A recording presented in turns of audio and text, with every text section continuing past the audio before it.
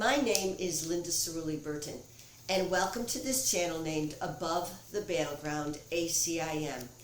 I think that virtually all of us go through life feeling that we are at the effect of the external world. So this particular situation just drives me crazy. This person said or did something that was dearly offensive.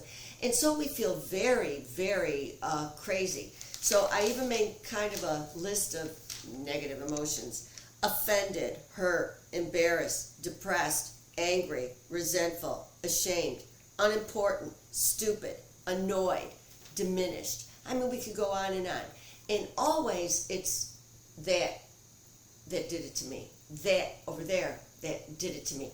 Now, what if, consider the possibility, what if that's not true at all?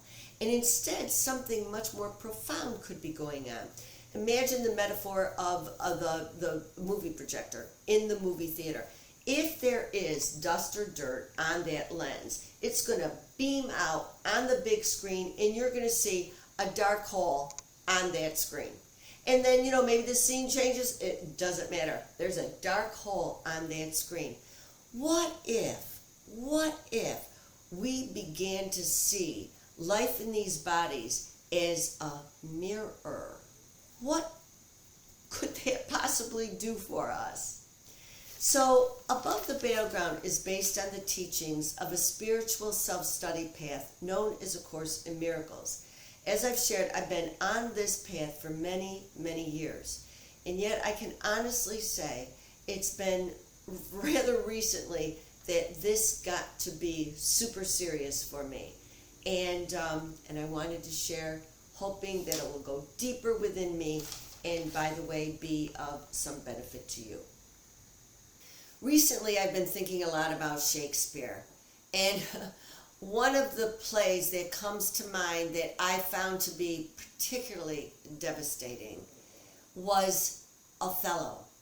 Now, Iago, who's consummate evil, starts to basically whisper in the ear of Othello. Othello is the outsider. Othello is the Moor from Africa, and he's in Venice, and a beautiful young Venetian girl falls deeply in love with him, and they marry. But Othello carries unhealed parts of himself that feels inferior, feels like he doesn't belong.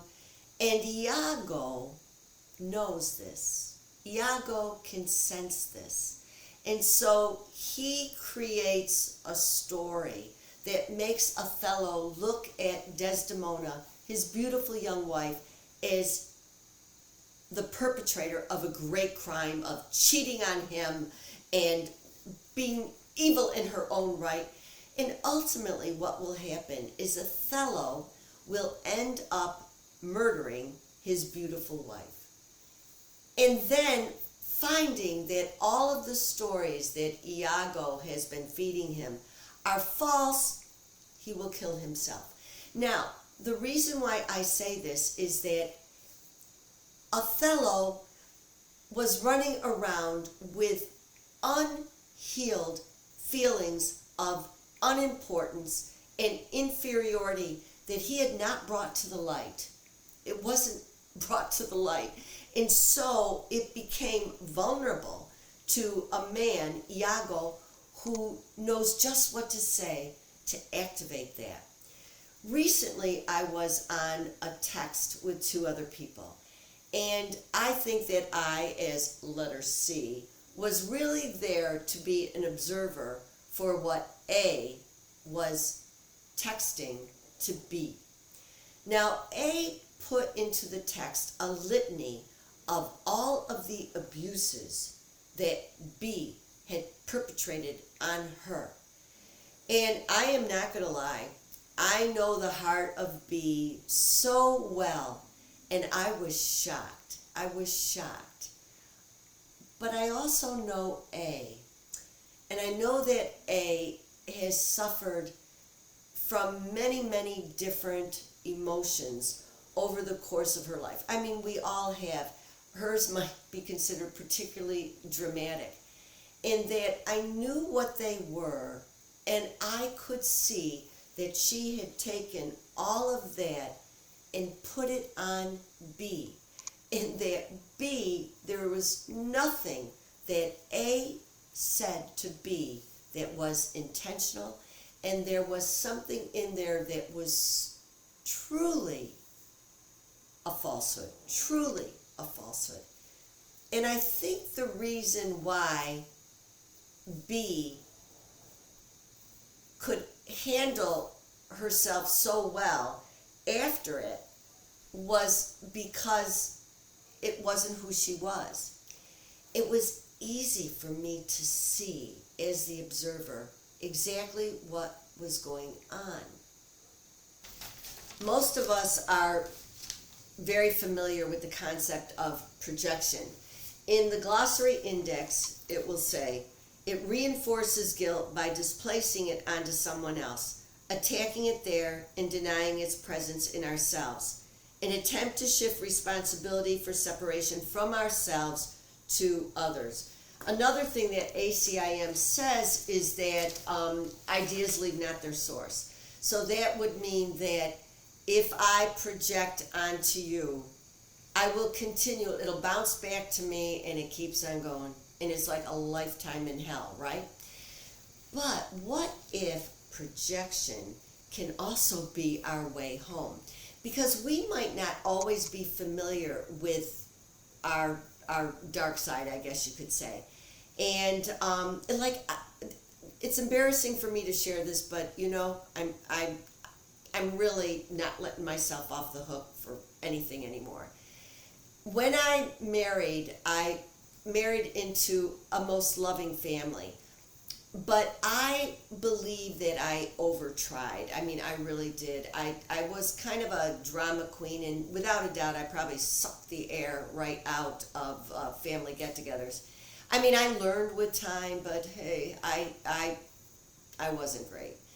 And I find myself looking at certain particular people that are famous, that are being charged with the exact same thing.